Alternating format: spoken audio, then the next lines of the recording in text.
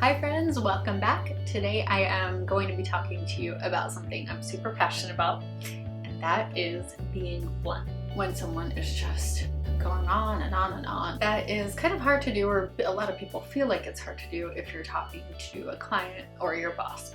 You ask someone a question, they're just using very flowery language, just going off on a tangent. But when someone just tells you what it is, you don't think they're being rude, they're answering your question. I do believe, and this is kind of hard here, but you have a big ego if you think that you are so important that someone is hanging on to every word you say. And it's just like, you're not that important. Like, people don't care.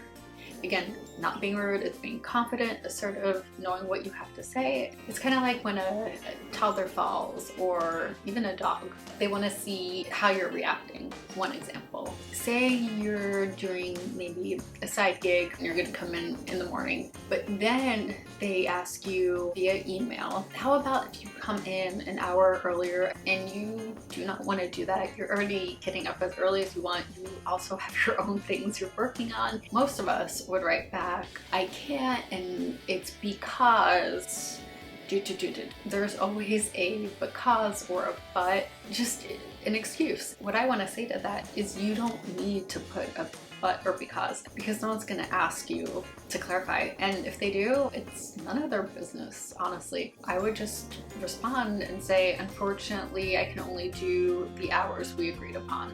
That's it. Keep it simple. If it's something you do want to do, unfortunately I can't. However, these are two options that work for me. Let me know if it works for you.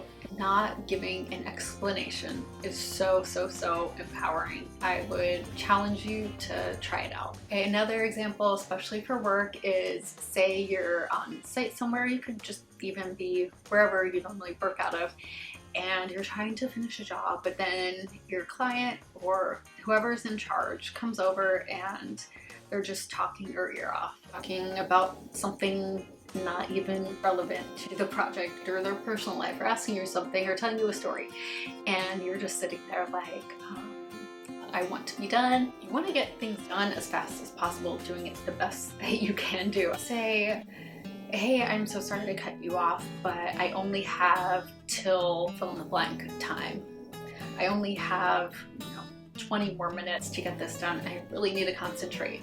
You can just leave it like that, or you can just say, hey, I'm sorry to cut you off, but I'm really trying to get this job done, and I need to focus. It has nothing to do with you. Let's talk about this either after I'm done, or you can always email me, or we can just talk by the phone. And they'll say, oh my God, I'm so sorry, I didn't realize. And it's not a big deal.